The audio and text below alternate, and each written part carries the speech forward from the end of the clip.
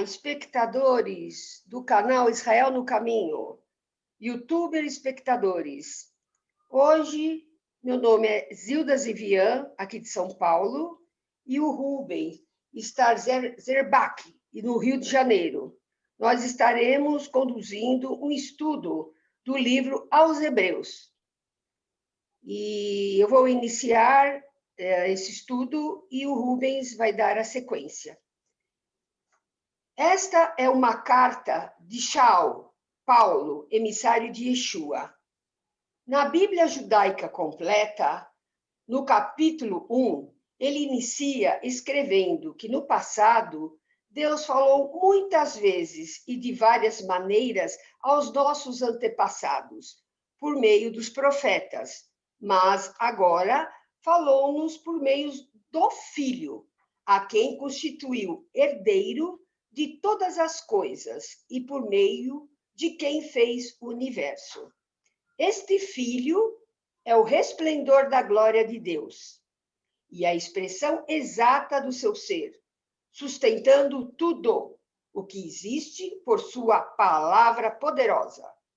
Depois de ter realizado a purificação dos pecados, assentou-se à mão direita da majestade nas alturas. No capítulo 1, versículo 4, está escrito: deste modo, ele se tornou muito melhor que os anjos, e o nome que Deus lhe deu é superior ao deles. Versículo 5, pois a qual dos anjos Deus já disse: você é meu filho, hoje me torno o seu pai? 6, novamente, ao trazer seu primogênito ao mundo, diz: todos os anjos de Deus o adorem.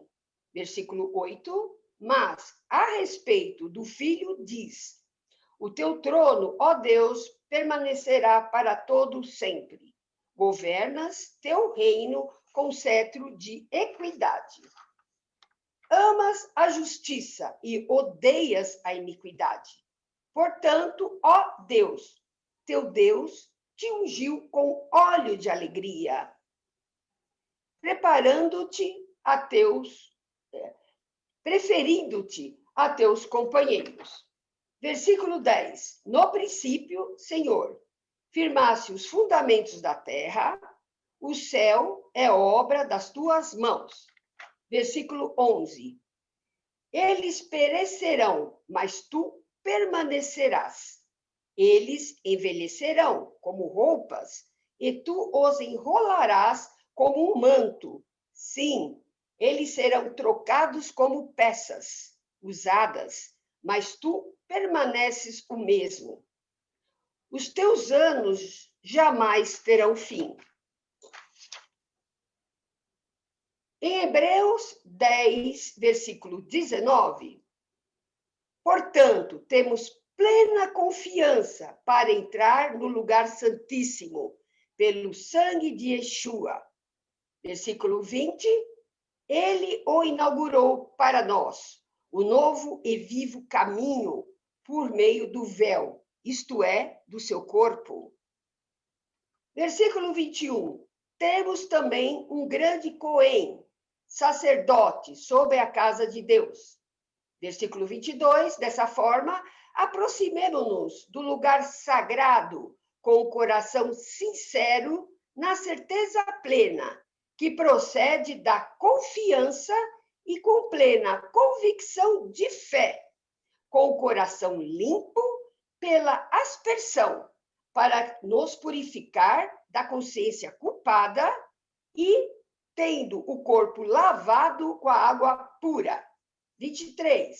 Continuemos nos apegando com firmeza à esperança que professamos, pois aquele que prometeu é fiel.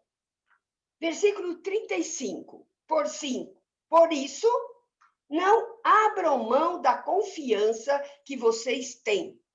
Ela será ricamente recompensada. 36, vocês precisam perseverar, de modo que, quando tiverem feito a vontade de Deus, recebamos o que ele prometeu. 37. Porque há pouquíssimo tempo, aqueles que está por vir, virá e não demorará. 38. Mas a pessoa justa viverá a vida baseada na confiança, na fé. Se ela retroceder, não me agradarei dela. 39. Nós, porém, não somos dos que retrocedem e são destruídos, mas dos que creem e são salvos. Portanto, amados espectadores do canal Israel no Caminho, temos o alicerce da esperança e um apelo à perseverança em Yeshua HaMashiach. Amém, amados? Vocês entronizem nessas palavras, porque são fundamentos, não é? De uma nova aliança, de uma revelação, não é? De um novo estilo de vida, não é? De uma outra forma de vermos o caminho no qual Israel precisa estar como árvore. Ela tem que tomar posse, não é? Do seu chamado. Amém? Com você, Rubens. Oi, Hilda. Maravilha. Bom dia, né, a todos. Shalom. Eu vou pegar assim, quer dizer, como eu vou até mais aproximadamente o capítulo 9, eu vou pegar, engrenar uma segunda aqui, né, que você falou, e tentar ir em frente. Só lembrando que realmente a primeira coisa, amado, que a gente questiona quando lê o livro de Hebreus é quem escreveu a carta. Embora tudo indique que foi Paulo que tenha escrito essa carta, não há uma comprovação realmente real, não há nada, comentários, teólogos, que tenha sido realmente. A carta não diz que foi Paulo que escreveu, mas tudo indica, né, que pode ter sido Paulo por uma série de pela forma como realmente a carta foi escrita, não é? Para quem ela foi escrita, não tem a menor dúvida. Ela foi escrita realmente para os hebreus, está claro, mas ela foi escrita, essa carta, para judeus cristãos que pareciam querer retornar às leis e às práticas antigas, ou pelo menos uma versão meio misturada, meio híbrida, né? Tipo entre cristianismo e judaísmo. Lembrando realmente que, no primeiro século, a religião judaica era protegida pelo Império Romano. O cristianismo, não, pelo contrário. A pressão por perseguições pode ter feito com que muitos convertidos, judeus convertidos, quisessem voltar às raízes judaicas, não é? A carta, veja, deve ter sido escrito, isso é importante, aproximadamente entre o ano 60 e 69. Por que eu paro no ano 69? Porque em 70 o templo foi destruído. E a carta aos Hebreus não fala absolutamente nada a respeito da destruição do templo. Então, quando você pega essa carta, como você falou muito bem, a questão é a seguinte: qual é o propósito principal dessa carta? O propósito principal dessa carta é estabelecer definitivamente a superioridade de Cristo, a superioridade de Yeshua, não é? Você e o que o autor, né? Vamos chamar de Paulo para facilitar por uma questão didática. Ele compara Jesus com os anjos, depois ele compara Jesus com Moisés, depois ele compara Jesus com Melquisedeque, não é? Melquisedeque depois com Levi. É isso que ele vai fazendo. Então, a superioridade de Cristo começa quando os agnósticos, naquela época, o agnosticismo, coloca Jesus como um anjo. Por que eles falavam isso? Baseada na própria Torá. Você pega, por exemplo, e no Tanar, anjo do Senhor. Quantas vezes a gente lê isso, anjo do Senhor, na Bíblia? Quantas vezes a gente lê anjo da sua presença, como está lá em Isaías 63, no verso 9? Mas nós sabemos que tudo isso é teofania, tudo isso é manifestação profética para a vinda de Yeshua. Anjo do Senhor não é o Senhor. Lá em Êxodo 3:2, nós temos uma passagem conhecidíssima que diz: apareceu-lhe o anjo do Senhor numa chama de fogo e no meio de uma sarça. Moisés olhou e eis que a sarça ardia no fogo e a sarça não se consumia. Então, realmente, o primeiro objetivo nessa carta aos Hebreus é provar que o Filho é superior aos anjos. E ele prova isso exatamente da maneira que você falou. Ou seja, ele sustenta todas as coisas pela palavra dele. Ele diz, haja e há. Haja luz e há luz. Não é? Ele traz à existência aquilo que não existe, como está escrito em Romanos 4:17. Não é? A gente precisa entender, Zilda, irmãos, essa questão que às vezes se torna tão complicada teologicamente quando a gente fala de Deus, falando da trindade, eu prefiro chamar de triunidade. Não é? Como entender que nós temos três pessoas na divindade e que é Deus? Como entender, na realidade, que você tem um Deus que é espírito assentado eternamente num trono de glória, quando você tem o Filho, que, na verdade, como você falou, Zilda, é a expressa imagem do seu ser e que sustenta todas as coisas pela palavra do poder dele. O que ele fala está falado e não tem jeito, não é? Porta que Deus abre e ninguém fecha, que quem fecha ninguém abre. O que ele falou não tem como você voltar atrás. Então, quando você olha para a triunidade, você tem o Espírito Santo, que é o Espírito do Pai, que é o Espírito do Filho, mas que também é uma pessoa. Então, você tem no Shema, Israel, Adonai Eloheinu, o Sami fala tanto disso, Adonai errado, não é Yahid, é errado, é um Deus composto, é um Deus que disse, façamos o homem a nossa imagem, segundo a nossa semelhança, é um Deus que diz que no princípio era o Verbo, e o Verbo estava com Deus, e o Verbo era Deus, e que todas as coisas foram feitas por meio dele, todas as coisas. E sem ele, sem Yeshua, nada do que foi feito se fez. Então você vê o seguinte, por acaso, não é? É o que Paulo, vamos chamar assim, pergunta. Por acaso você viu Deus dizendo, tu és meu filho, hoje te gerei, como está lá no Salmo 2, no verso 7, para algum anjo? Ele não falou isso para nenhum anjo. Ou eu serei por pai e ele me será por filho. Ele falou isso para algum anjo? Ele não falou isso para nenhum anjo. Mesmo lá em Hebreus, no capítulo 1, no verso 6, quando está escrito que todos os anjos o adorem. Então, é para que os anjos, num determinado momento, independente se foi no momento do nascimento dele, quando os anjos vieram adorá-lo, sabendo que era o Salvador do mundo que tinha vindo, ou na ressurreição, né? Ou quando ele sobe às alturas, a ordem era que todos os anjos o adorem. Então, anjo não vai adorar anjo. Jesus não é anjo, Jesus é Deus, não é? Quanto aos anjos, ele diz que Deus faz deles labareda de fogo, está lá no Salmo 104, e que o autor repete aqui. E que todos eles são espíritos ministradores enviados para servir a favor da igreja. Gente, quando vocês pensarem num Deus triuno, imaginem, só por uma questão didática, que você acende a luz da tua casa e é uma luz que se acende, é Deus, é assim que os judeus veem, um Deus. Mas se você precisar trocar uma lâmpada e tirar aquela cúpula para trocar uma lâmpada, você vai se surpreender que ali existem 3 lâmpadas. E você diz, puxa, eu achava que era só uma. Pois eu te digo, por revelação, que não tem uma lâmpada só ali para gerar essa glória. Ali tem 3 lâmpadas, cada lâmpada acende, mas tudo aquilo é a glória de Deus, tudo aquilo ilumina a tua vida. Mas, Hilda, eu vou falar uma coisa para você que você mencionou. O que tem para mim de mais importante, nesse capítulo 1, está no verso 8, no verso 10, porque o autor ele vem descrevendo assim, mas quanto, não é? Mas acerca do filho diz, o teu trono, ó Deus, é para sempre. Então, o próprio pai se refere ao filho, chamando o filho de Deus. Ó Deus, o teu trono.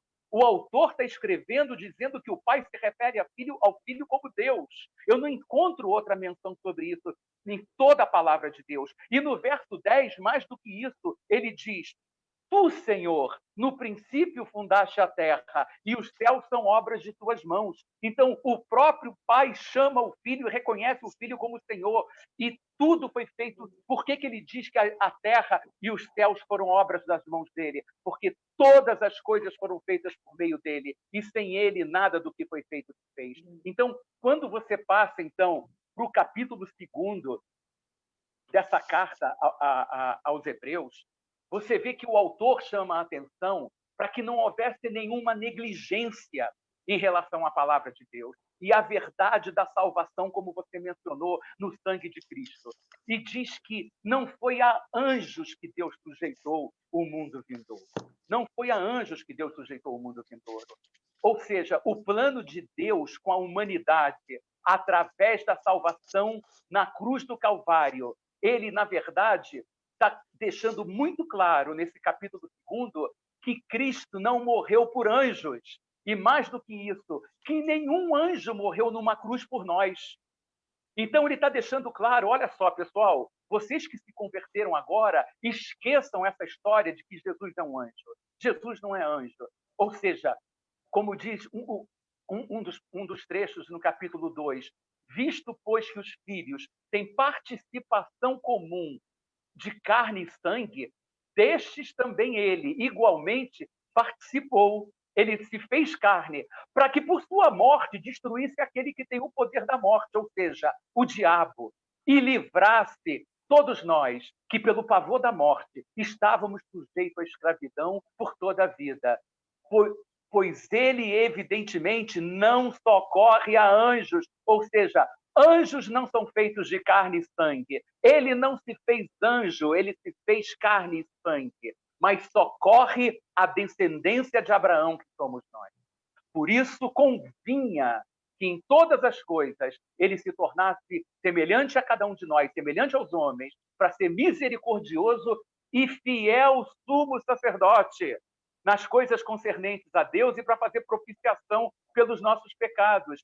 Veja, sabemos que Cristo é o nosso sumo sacerdote, é o nosso rei. Essa carta aos Hebreus, ela enfatiza muito mais a questão do sumo sacerdócio de Cristo do que propriamente em relação ao seu caráter real.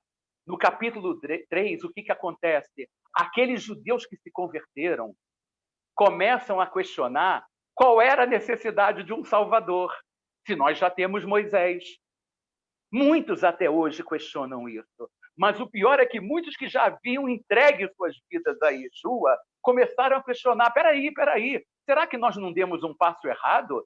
Se nós temos Moshe, por que temos que ter Yeshua? Então, o autor da carta compara Cristo com Moisés. Ele diz, uma coisa é a casa, outra coisa é quem constrói a casa. De quem é a maior honra? Lembrando que Moisés havia profetizado a incredulidade de Israel quando bateu 2 vezes naquela rocha lá em Meribá. Isso está escrito em Números 20, de 9 a 13. Então, a palavra que resta, não só para aqueles que deram para trás, como aqueles que ainda não tiveram a oportunidade de conhecer Yeshua, é: hoje, se ouvirdes a sua voz, não endureçais o vosso coração, não sejais incrédulos, mas crente. É a mesma palavra que ele disse para Tomé quando ele ressuscitou. No Salmo 95, lá no verso de 8 a 11, está escrito o seguinte, vou botar aqui para eu poder ler: não endureçais o coração, como em Meribá, como nos dias de Massá no deserto, quando vossos pais me tentaram, pondo-me à prova, não obstante terem visto as minhas obras. Durante 40 anos estive desgastado com aquela geração e disse, é povo de dura cerviz, não conhece os meus caminhos. Por isso jurei na minha ira, não entrarão no meu descanso. Ora, se não entrarão no meu descanso, está restando cama para dormir, está restando cama para descansar, porque a palavra depois no capítulo 4 vai dizer, resta um repouso sabático ao povo de Deus. Eu quero que vocês saibam, com relação a esse endurecimento de Israel lá em Meribá, em Números 14, 22, diz que os israelitas tentaram 10 vezes o Senhor. Gente, a incredulidade, ela fecha as portas. Quem foi que caiu no deserto? Os incrédulos. Quem é que não entrou na terra? Foram os incrédulos. Será que você quer repetir exatamente o mesmo caminho daqueles que não entraram na terra? Resta um repouso sabático para o povo de Deus. Resta um repouso sabático para Israel. Temamos, portanto, diz a palavra, que sendo-nos deixada a promessa de entrar no descanso de Deus, suceda parecer que algum de vós tenha falhado, porque também a nós foram anunciadas as boas novas, como se deu com eles. Mas a palavra que eles ouviram não lhes aproveitou, visto não ter sido acompanhada pela fé naqueles que a ouviram. Nós, porém, os que cremos, entramos no descanso. Conforme Deus tem dito, assim jurei na minha ira, não entrarão no meu descanso, embora certamente as obras estivessem concluídas desde a fundação do mundo. Então, aquela palavra do Salmo 95, é uma palavra que libera o descanso para os que creem. Porque aquela palavra se repete enquanto dura a misericórdia de Deus. Hoje, se ouvirdes a voz de Deus, não endureçais os vossos corações, como em Meribá. Pois resta um repouso sabático para o povo de Deus. Então, a exortação agora é para que ninguém caia no mesmo exemplo de desobediência e incredulidade. Quando a gente vai para o capítulo 5 de Hebreus, veja, nós sabemos que somos uma geração eleita, um povo de propriedade exclusiva de Deus. Nós somos um sacerdócio real, um reino sacerdotal, que já tinha sido profetizado por Moisés lá em Êxodo 19. Mas nós sabemos que o nosso grande sumo sacerdote... Você pode dizer assim, temos a lei, temos a Torá, temos um sacerdócio levítico, temos Arão como sumo sacerdote, mas eu queria convidar você agora para fazer um exercício comigo. Vamos fazer o seguinte, vamos pegar a lei, o tempo do Sinai, e a gente vai caminhar um pouquinho para trás. Então, você está no Sinai, vamos para trás na história. Você chega em Moisés, você chega no Egito, você chega nos anos de escravidão, você chega em José do Egito e de Levi, que eram filhos de Jacó, você chega em Abraão, em Isaac, né, pai de Jacó, e você chega em Abraão, e quando você chega em Abraão, aparece uma figura completamente diferente do nada, chamada Melquisedeque. E é exatamente dessa figura que eu preciso e quero falar um pouquinho para cada um de nós. Em Gênesis 14, lá no verso 18, está escrito assim, em hebraico, Umalkitzedek melech shalem hotzi lechem ve'ain. Ou seja, e Melquisedeque trouxe, rei de Salém, Melquisedeque, rei de Salém, trouxe pão. Ora, nós sabemos que Abraão e Ló tiveram problemas e tiveram que se separar. Está lá em Gênesis 13, essa história. Ló escolheu a campina do Jordão, estendeu suas tendas até Sodoma, onde os homens eram maus e pecadores, diz a palavra. Quando Ló se apartou de Abraão, Deus falou para ele levantar os olhos e ver o que ele tinha preparado para ele. Ló achou que escolheu o melhor, mas Deus tinha o melhor para Abraão. Naquele tempo, 4 reinos, Shinear, Elashar, Elam e Goim, lutaram contra outros 5 reinos, Sodoma, Gomorra, Admá, Zeboim e Zoar. Essa guerra foi lá no entorno do Mar Morto. Bem, os 4 reis venceram os 5, tomaram os bens de Sodoma e Gomorra e tomaram também a Ló e seus bens. Ló habitava em Sodoma. Um homem que tinha fugido dessa guerra correu, contou para Abraão, não é? Que tomou 318 homens treinados na casa dele, e esses homens com Abraão, liderados por Abraão, foram atrás de Ló. E trouxeram Ló de volta com as suas famílias, com as suas mulheres, né, e com seus bens.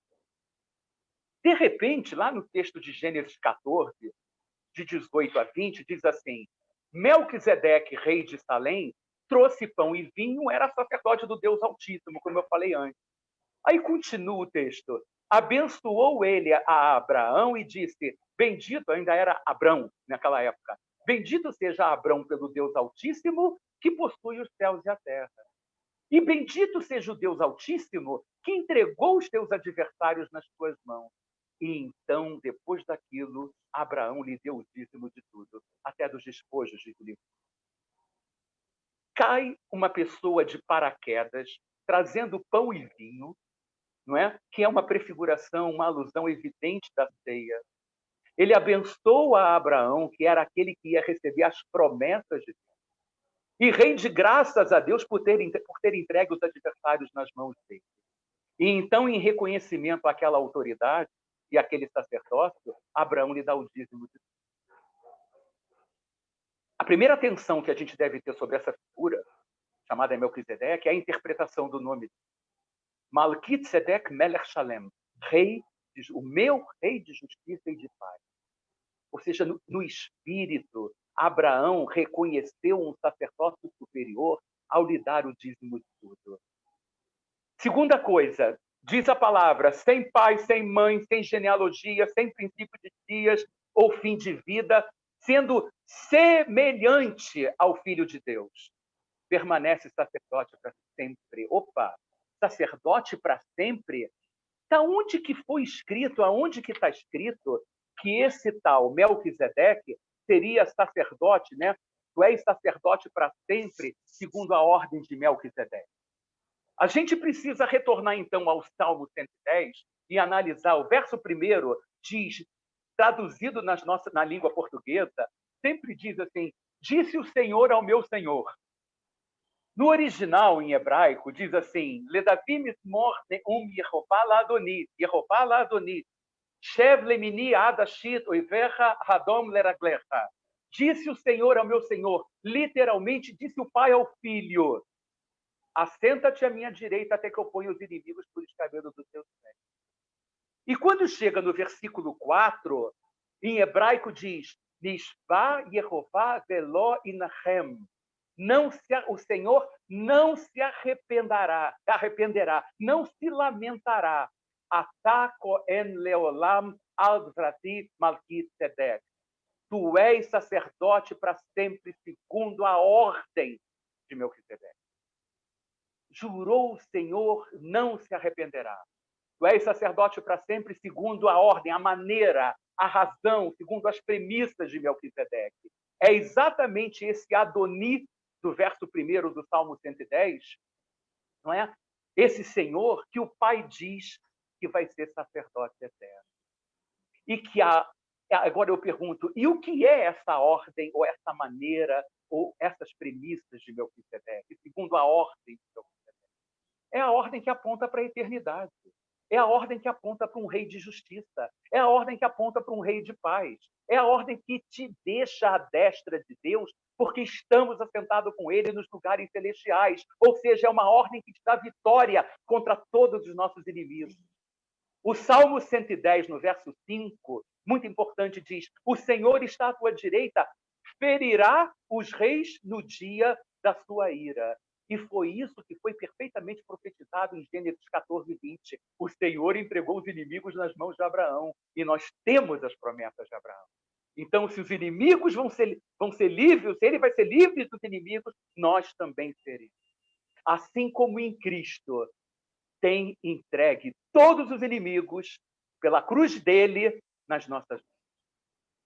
Aí você pode me perguntar o seguinte, bom, o sacerdócio levítico, aquele pelo qual Moisés recebeu no Sinai, não é suficiente e maior do que o sacerdócio segundo a ordem de Melquisedeque?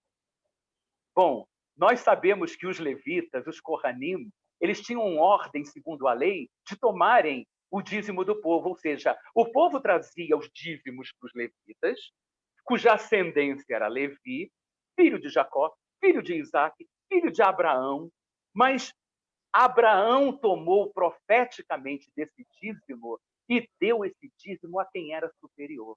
No caso, o sumo sacerdote Melquisedeque. Então, Levi recebe dízimos, que estava nos lombos de Abraão, porque Isaac veio de Abraão, Jacó veio de Isaac e Levi veio de Jacó. Então, esse Levi que recebe dízimos, que estava nos lombos de Abraão, pagou dízimos a um sumo sacerdote superior. Bom, por quê? Por que isso aconteceu? A resposta está em Hebreus 7:11. Porque se a perfeição fosse pelo sacerdócio levítico, porque sob esse sacerdócio o povo recebeu a lei lá no Sinai, qual é a necessidade que haveria de se levantar outro sacerdote segundo a ordem de Melquisedeque? Não seria necessário. E não fosse chamado segundo a ordem de Arão. Então, estamos falando de um sacerdócio eterno, não segundo a lei de um sacerdócio carnal, onde os homens morrem, mas segundo o poder de algo que é eterno. É evidente que havia muitos Kohanim, porque eles morriam. Eram de carne e sangue. Mas o sacerdócio, segundo a ordem de Melquisedeque, ele permanece eternamente. Assim, diz a palavra, o sacerdócio levítico, por sua fraqueza, por sua inutilidade, é totalmente abrogado, ele é totalmente anulado. Risca-se por causa do sacerdócio, segundo a ordem de Melquisedeque. Mesmo porque a lei jamais aperfeiçoou qualquer coisa. Assim, nós temos uma melhor esperança baseada em quê? Na promessa e no juramento de Deus, que são aquelas duas tais coisas imutáveis de que fala Hebreus 6:18, que diz assim: para que por duas coisas imutáveis, nas quais é impossível que Deus minta, que coisas? A promessa e o juramento. Tenhamos a firme consolação, nós que fomos o nosso refúgio, em reter a esperança proposta. Porque nos convinha tal sumo sacerdote, santo, inocente, imaculado, separado dos pecadores e feito mais sublime do que os céus, que não necessitasse, como sumo sacerdote, de oferecer cada dia sacrifícios. Primeiro pelos pecados dele, é o que Arão fazia, e pelo do povo. Porque isso Yeshua fez de uma vez, oferecendo-se a si mesmo como Ser Elohim, como Cordeiro de Deus. Porque a lei constitui sumos sacerdotes a homens fracos. Mas a palavra do juramento que veio depois da lei, por que depois da lei? Porque está escrito no Salmo 110 de Davi, constitui ao Filho aperfeiçoado para sempre. O capítulo 8 eu vou resumir rapidamente, assim como o 9, para dar sequência ao nosso estudo.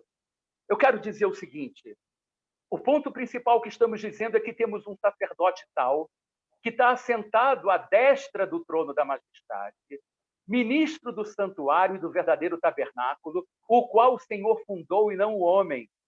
Porque todo sumo sacerdote é constituído para oferecer dons e sacrifícios, pelo que era necessário que este também tivesse alguma coisa que oferecer. Sabe o que ele ofereceu? Ele mesmo, a própria vida. E no versículo 8 diz: eis que virão dias, diz o Senhor, em que com a casa de Israel e com a casa de Judá estabelecerei um novo pacto. Não segundo o pacto que fiz com seus pais no dia em que os tomei pela mão para tirar da terra do Egito. Como não permaneceram nele no meu pacto, eu para eles não atentei. Por que Deus não atentou? Porque eles foram incrédulos, porque eles não creram, diz o Senhor. Porque este é o pacto que farei com eles depois daqueles dias, que eu farei com a casa de Israel, diz o Senhor. Porei as minhas leis no seu entendimento e em seu coração as escreverei. Eu lhes serei por Deus e eles me serão por povo. Que leis são essas? Não são as leis do Sinai, mas é a lei do Espírito e da vida, como está escrito em Romanos 8:2. E então, nós temos um novo sacerdócio, uma nova aliança baseada no sangue de Cristo. E se existe uma nova aliança, quando ele diz nova aliança, torna antiquada porque tem uma velha, uma primeira. E, ora, aquilo que se torna antiquado e envelhecido está prestes para caducar, para desaparecer. No capítulo 9, irmãos, eu quero dizer uma coisa importante. Vindo Cristo, o sumo sacerdote dos bens futuros, por um maior e mais perfeito tabernáculo, não feito por mãos, isto é, não dessa criação, nem por sangue de bodes e bezerros, mas por seu próprio sangue, entrou uma só vez no santuário, havendo efetuado uma eterna redenção. Ou seja, não é um Yom Kippur a cada ano, não é um Pêssar, não é matar um cordeiro a cada ano, porque Cristo, nossa Páscoa, já foi crucificado. Porque se o sangue de touros e bodes e a cinza de uma novilha, esparzida sobre os imundos, os santificam quanto à purificação da carne, quanto mais o sangue de Cristo, que pelo Espírito Eterno se ofereceu a si mesmo imaculado a Deus, purificará a vossa consciência de obras mortas. Que consciência é essa? É a consciência do pecado. Para servirdes ao Deus vivo, a consciência da justiça. Porque Cristo não entrou num santuário feito por mãos. Figura do verdadeiro, porém, no mesmo céu, para comparecer agora por cada um de nós, os que creem, diante de Deus, mediante a sua graça e misericórdia. Nem ainda para se oferecer a si mesmo muitas vezes.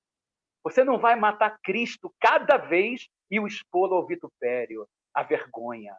Como o sumo sacerdote, cada ano entrava no Santo dos Santos com sangue alheio.